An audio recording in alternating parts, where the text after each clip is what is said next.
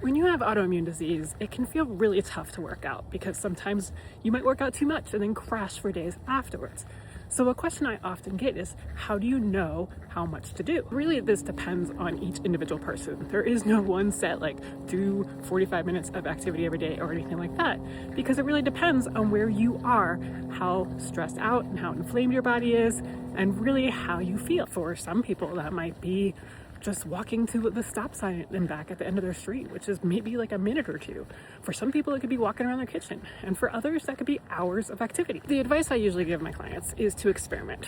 The three variables are typically intensity, duration, and frequency.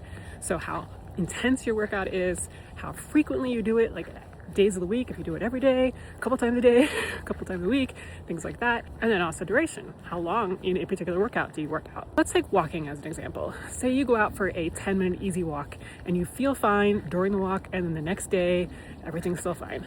Then try doing a 15-minute easy walk and seeing if you have any ramifications from that.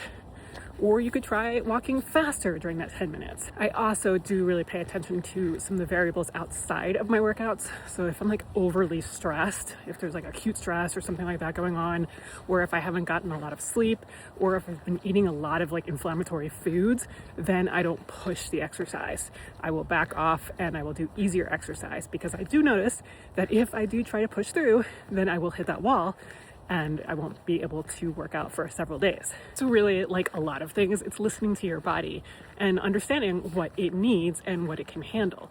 But exercise is a stressor. And if your body is already stressed out from inflammation or any sort of autoimmunity or any of that kind of stuff, then it can really push you over the edge. So listening to your body is the most important thing. And I think if you do this, you'll notice that over time, you'll be able to build up and do more. So like I couldn't even walk around the block in 2014 during my worst Hashimoto's flare, but now I can go for hours and have no problem whatsoever. So listen to your body, and I think it will pay you back.